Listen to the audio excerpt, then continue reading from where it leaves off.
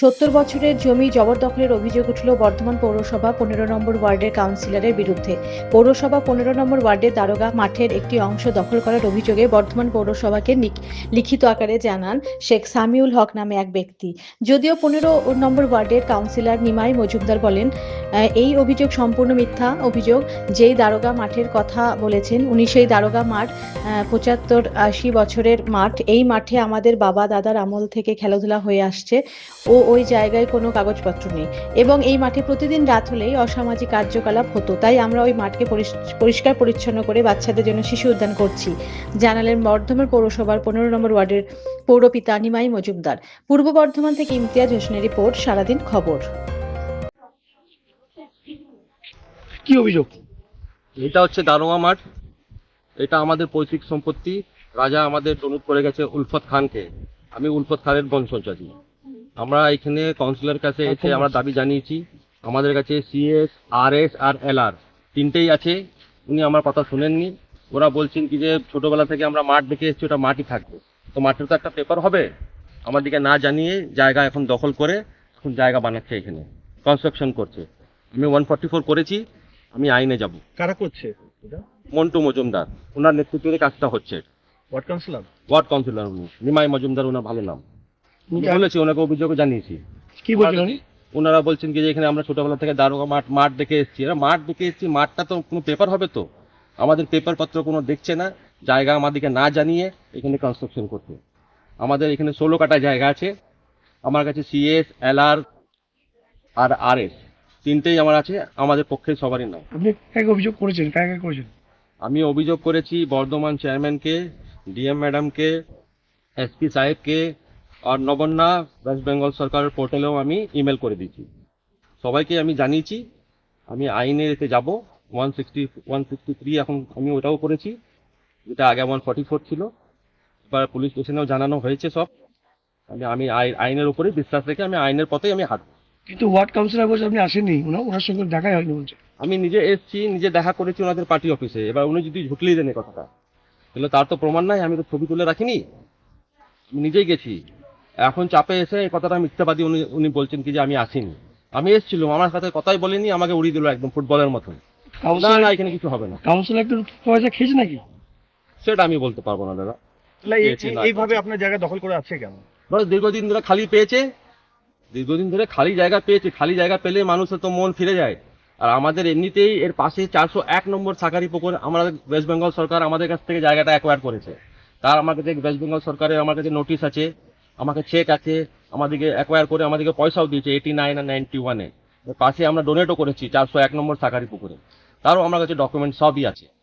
আমাদের ফ্যামিলি এইখানে কবরস্থানও ডোনেট করা আছে, বিলাত শেখ, আলতাফ শেখের নামে সবই ডোনেট করা আছে। এই জায়গাটা এখন কি চাইছে? আমি চাইছি, ন্যায় চাইছি। আমাদের সাথে বসা হোক, আমাদের পেপার দেখা হোক, আর আমাদের জায়গা আমাদেরকে ফেরত দেওয়া। তাতে দরকার পড়লে এখানে যদি বাচ্চাদের জন্য কিছু জায়গা দরকারও পড়ে, সেটাও আমরা ডোনেট করতেও রাজি। এই পুরো জায়গাটা যদি দখল করে নেয় তাহলে কি করে হবে বলুন? আপনারা নিজেরাই বলুন। মূলত কাকে দায়ী করছেন? আমি এখন তো মন্টু মজুমদার, উনি যেহেতু কাউন্সিলর আছে, ওনার নেতৃত্বে কাজটা হচ্ছে। আমি তো আইনে যাব, আমি তো আইনে হাঁটবো, আমি তো ঝগড়া করতে আসবো না। আমি চাইছি আমাকে ন্যায় পাই, আমি জানি আমার জায়গা আমাদের ফেরত পাওয়া।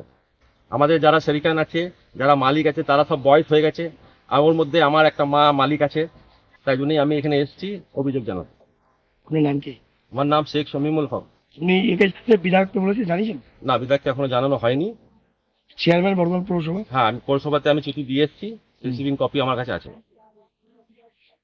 ঠিক আছে।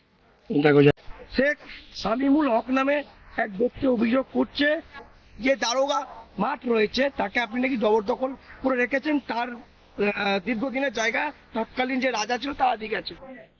প্রথমত কথা, আপনি যে নামটা বলছেন সেই লোকটা আমার ওয়ার্ডের লোকই নয়, আমি তাকে চিনিও না।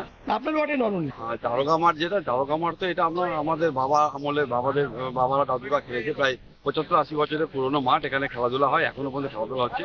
এবং আপনারা গিয়ে দেখেও আসুন যে মাটি আছে।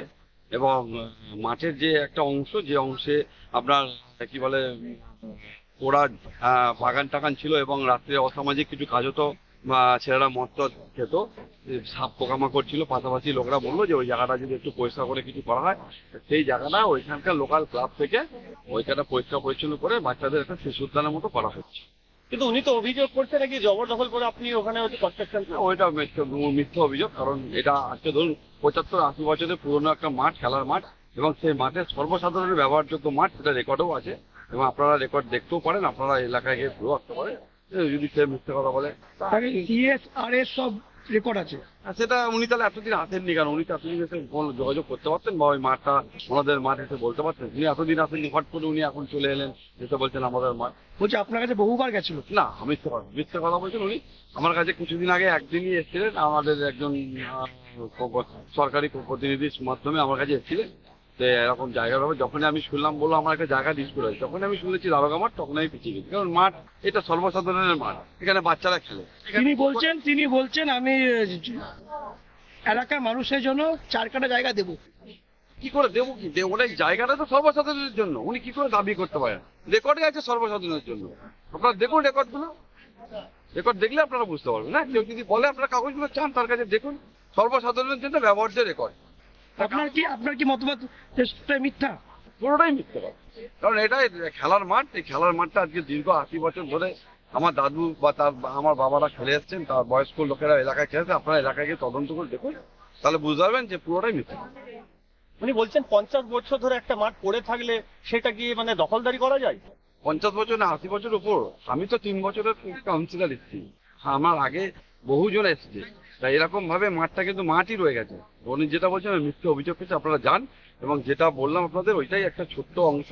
যে অংশটা একটা শিশু উদ্যানের মতো বাচ্চাদের পড়ে যাচ্ছে, যে অংশটা পড়েছিল সাপ কামড়াতো বাচ্চাদের, রাত্রিবেলা বিভিন্ন ধরনের ছেড়ে এসে মদ জোট খেলতো ওখানে। ওই জায়গাটাকে ওই এলাকার লোকেরা বলেছিল বারবার করে, আমি কাউন্সিলর হওয়ার পর, যে মন্টবু ওই জায়গাটা একটু পরিষ্কার পরিচ্ছন্ন করলে ভাবা। সেই জায়গাটা একটা বাচ্চাদের শিশু উদ্যানের মতো করা হচ্ছে, এবং আপনারা গিয়ে নিজেরাকে তদন্ত করতে। আচ্ছা, এলার থেকে শুরু করে সমস্ত কাগজ কি করে বের করতে পারলো তাহলে? সেটা বলতে পারবো, কিন্তু আমি গতকাল ভূমি সংস্কার দপ্তরের কাগজ দেখেছি, তাতে কিন্তু দেখতে পাচ্ছি এখনো যে ওই জায়গাটা সর্বসাধারণের ব্যবহারযোগ্য মাঠ লেখা। কাগজটা কি আপনার কাছে আছে? হ্যাঁ, এই মুহূর্তে না, বাড়িতে আছে। আমি, আপনারা যদি চান তাহলে ওই আগামীকাল আপনাদের আমি দিয়ে দেবো। উনি বর্ধমান পৌরসভা চেয়ারম্যানকে জানিয়েছেন, সদর থানাতে জানিয়েছেন, এসপি কমপ্লেন করেছেন এবং বলেছেন হাইকোর্টে আমরা যাবো। হ্যাঁ, সে তো উনি যদি মনে করেন উনি যেতেই পারেন। মন্ত্রীরা সাংবাদিকরা চেয়ারম্যানকে প্রশ্ন করতে হলে মেজাজ হারাচ্ছেন। তিনি বলছেন অফিস থেকে বেরিয়ে যান। হ্যাঁ, এটা আমি ঠিক বলতে পারবো না, আমার এটা দেখে জেনে বলতে হবে। সাংবাদিকদের কি